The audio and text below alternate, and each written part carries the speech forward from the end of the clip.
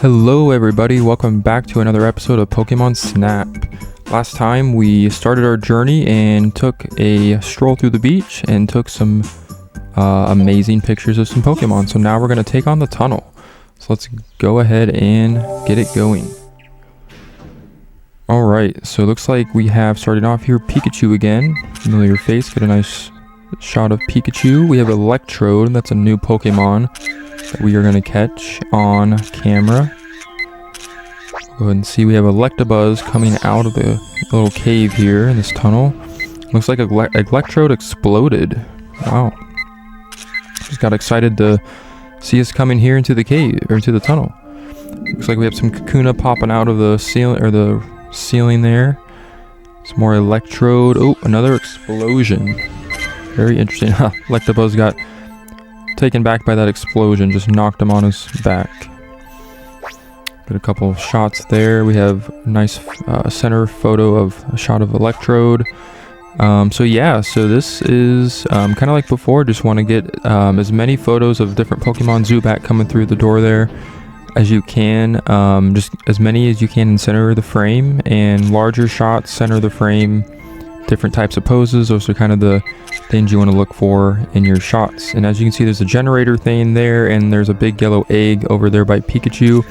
We cannot do anything with that yet until we get something, an item that we will be able to do later on and when we come back here. And then also, I don't know if you noticed those purple orbs. There's a couple more throughout this tunnel. Yeah, right there. So this purple orb is actually important to capture that on your camera, because that's actually going to come out to be a mystery, something useful on when you go into your marking your photos for your scoring. So you want to make sure you get some photos of that orb. We have Diglett here, another new Pokemon to take a photo of.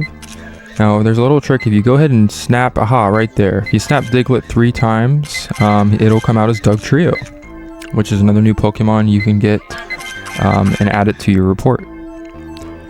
As you can see, there's a couple Electabuzz there staring in front of a couple black screens. We can't do anything with that yet, but once we get an item, certain item, we can come back later and redo that.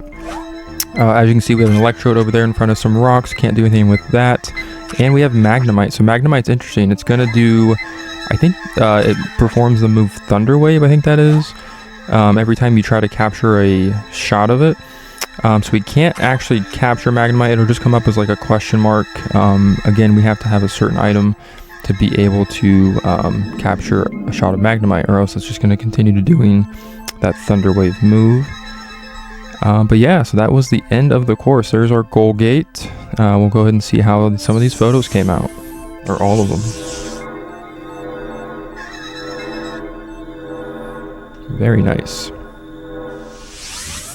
Go ahead and go back to the lab and then see how many photos we took.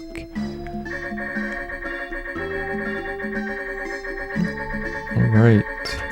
So we took almost all of them, 56, and perfect. So now we can use the album mark to save favorite pictures from our album, or to the album. So I want to kind of go through this a little bit now. So basically the album mark works very much the same as the Oaks mark, except you can mark as many photos of any types of Pokemon that you want, as long as you don't exceed a total of 60 photos in the album.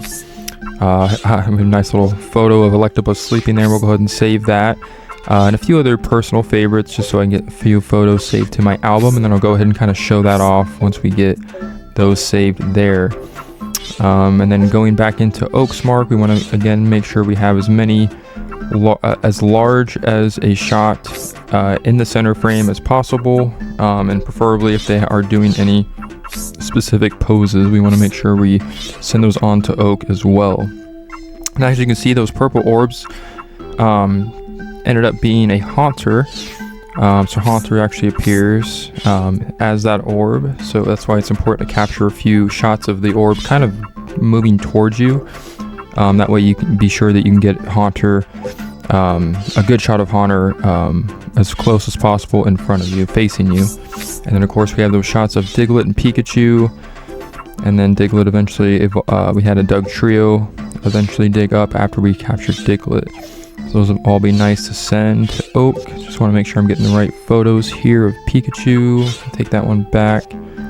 Just want to make sure I get it as in the best possible picture that we can get. A nice little photo of Electabuzz there. That's one of my personal favorites so far. See if we can send that sleepy one off to Oak. It might be too close up.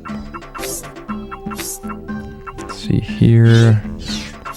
I know I got some pictures of Doug Trio. We want to send that off. That's another new capture. Just want to make sure I'm sending all the good ones here. But yeah, just like before, we're about to go into the scoring system. So we'll see what these photos are worth. And it will go through kind of a similar process as we did with the beach, the end of the beach course. Oaks, check from the tunnel course. We have Electabuzz. See what we get here for the size, 650. The pose, oh dear, it's fainted. Actually gave us a good amount of points. Wonderful. We have Electrode, which is I think is a very nice shot. 1,000 points for the size, very nice. So as you can see, the bigger the Pokemon looks in the frame, the more points you will get for the size. You see Zubat didn't do quite as well, but we did get it for the most part pretty centered. And then we have Haunter. 800 points for the pose, double the score. We have Diglett. This one's probably not going to do well. You were close, but it would have been better if it were a larger shot. So that's an example of if you do send in a shot that's not big enough to even make a score where he even keeps it. So I think it's like 200, around like 200 or less for the size. He won't even consider it into the Pokemon report. So he'll just toss it and just you just won't get anything else for it. All right, save the results of today's trip in the Pokemon report. Wait, guy, let's return to the lab. Let's see what Oak wants now. Welcome back. You take pictures at a good pace. To make your work easier, here is a present for you. Let's see what he has for us. I like presents. It will come in handy for taking Pokemon pictures. Would you like to be closer with Pokemon? Then use this apple-shaped Pokemon food.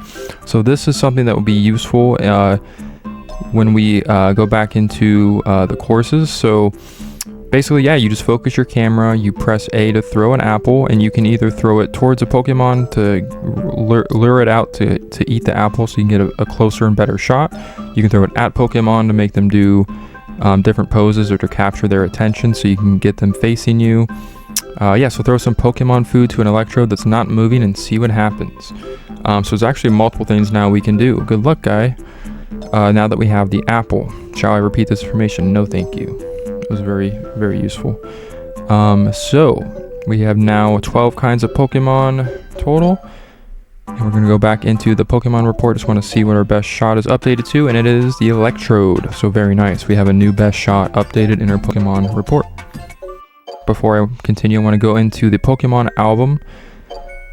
And I just want to kind of show this a little bit. So here are the photos we had saved to our Pokemon album from the marking section. So there is Electabuzz. So you can view the photo. You can put a comment and leave a comment underneath the photo, which is kind of nice to give it like a little bit of a, unique indicative identifier. Or if you just want to type stuff in, it's kind of nice that you can kind of label the photos as well. So we'll put him as Sleepy because he's very sleepy there. But yeah, then this is where you will find all of your photos in the Pokemon album. So as you can see, there are room for up to 60 total photos, like I mentioned earlier. And these are all the pages of photos. I think there's about 9 pages here. And you can just fill these up as long as it doesn't go over 60 with whatever photos you want of any kind of Pokemon. Alright, so we'll go ahead and return back to the lab. Alright, so now that we have the apple, go ahead and save our trip here. I want to end off here before we go back to the beach.